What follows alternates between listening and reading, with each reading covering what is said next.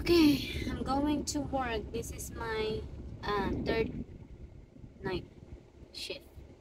Ano na ito? Ito yung huling araw ng linggong ito. Tapos next week na uli yung balik ko. Ganun yung schedule namin.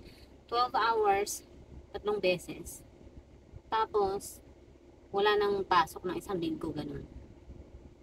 Depende para sa schedule, magbabago yun pagdating ng next week siguro.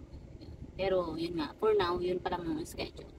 Pero kalimitan daw 4 days na trabaho. Na puro 12 hours. Ganun. Nandito na ako sa trabaho, sa parking. Hinihintay ko lang yung oras ko. Ang oras ng pasok ko pa ay 6:45. Pero gusto kong pumunta doon ng maaga, mga 6:30. Tsaka malayo pa rin kasi yung lalakarin ko eh. Nandito ako sa malayong parking. Kasi dito lang yung alam kong parking. Ayan oh. Okay naman yung aking trabaho. Pangalawang shift ko nung gabing yun is parang unti-unti ko nang natutok yan yung mga ginagawa, yung mga dapat gawin, yung ang tawag dito, yung mga responsibilities ko pagdating ko sa trabaho. Masasabi ko nung unang experience ko sa trabaho ko, syempre nasa state of shock ako. Yun, na-shock ako sa mga pangyayari, sa mga kasi first time ko maka-experience ng ganitong trabaho eh. Hindi siya madaling trabaho, sa totoo lang. Mahirap siyang trabaho. And kahit pa sabihin dun sa report na yun ay pang isahang trabaho, pang isang tao, minsan hindi din. Kailangan mo talaga ng dalawa na kasama sa pagtulong dun sa pasyente, hindi lang isa. Kaya, pwede mo namang baguhin yung report mo. Ang daming pwedeng gawin, ang daming ginagawa sa trabaho, ang daming kailangan gawin, ang daming kailangan tandaan. Pagpasok mo pa lang sa trabaho, kailangan tawag dito, gumawa ka na ng report. Yung report na yun is magiging report din sa pagdating ng madaling araw, pagdating ng pang-araw na shift. Yun, ganun. Susulat mo yung tapos mag-chart kami ng every 2 hours, tapos mag-vital signs kami ng every 4 hours. Yun.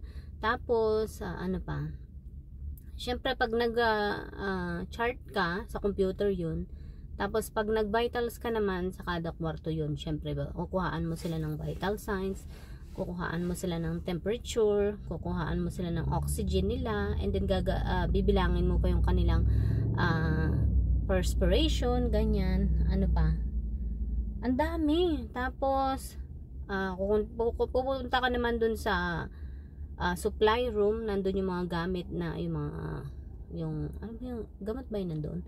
Basta yung mga kakailanganin ng mga pasyente, yun, kukunin mo sila dun sa supply room. Yun, may mga password kada pintuan. Yun. Tapos, ano pang gagawin? Tapos yun nga, yung pasyente kapag kailangan tulungan, tutulungan mo sila. Kapag kailangan silang linisan, nilinisan mo sila. Kapag kailangan paliguan, papaliguan mo sila. Kapag kailangan, ano pa kailangan nila? Kapag kailangan nila ng maiinom or ng snacks, mga ganun. Yun. Tapos, papalitan mo sila ng, halimbawa kung naka-diaper, papalitan mo yung diaper nila. Tapos, linisan mo syempre yung kanilang katawan. And then, tatanggalan ng catheter kung naka-catheter. At kung hindi naman naka-catheter, at buti nga yung catheter ngayon is makabago na, hindi na siya yung luma na nasa loob talaga ng ng babae. Hindi na ganun. Makabago na ngayon, madali na. Para siyang tube, ilalagay mo na lang sa labas ng pribadong area ng katawan nila. Yun. Tapos yun lang, papalitan mo lang uli. Madali na, hindi na siya yung mahirap na catheter. Sa lalaki, yun ang mahirap na catheter. Yun ang talagang kailangang yung nasa loob talaga ng kanilang katawan. Tapos yun nga, lilinisan mo sila, and then yun lang, mostly ang ginagawa namin. Syempre, tatanungin mo pa yung kanilang mga information, yung mga ganyan, bago mo dito. Kahit ini-scan mo na yung kanilang mga pangalan sa kanilang armband, yung mga ganun. Tapos and then, mahirap kasi, siguro kaya lamang ako na-shock nung una kasi nga, first experience ko. Yun. Tapos ang pangalawa, medyo hindi na okay na. Hindi na ganun Iniisip ko na lang, nung bata pa yung anak ko, ganun din ang ginagawa ko. And then ang kasunod, pag halimbawa may namatay na pasyente, wala pa namang namamatay. Yun. Pero meron daw na parang malapit nang mamatay. May taning na yung buhay niya. Yun. So kapag namatay yun, yung pasyente, nilinisan namin yung pasyente, liliguan namin yung pasyente. Tapos, yun nga, kahit patay na, liliguan pa rin. Yun. Yun lang. And then ngayon, papasok na naman ako. Ito na yung aking last, third shift. 6:13 pa lang naman.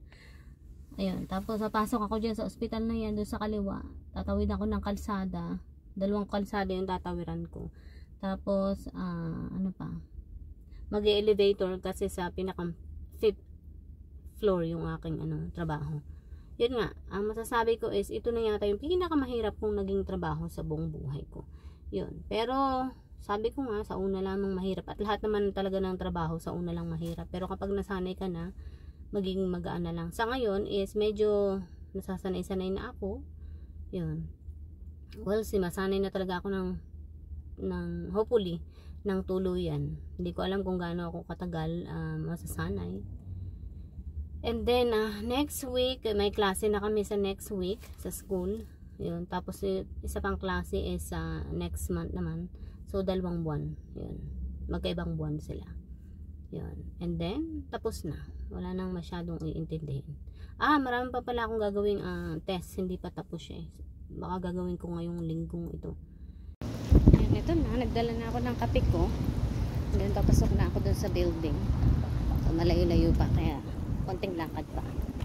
Ayan. Ngayon ay mag-aalas 7 na ng gabi. Dala na ako ng jacket dahil kagabi talagang nilalamig ako. Nakalimutan ko magdala ng jacket. Na ako sa aking building. Bye.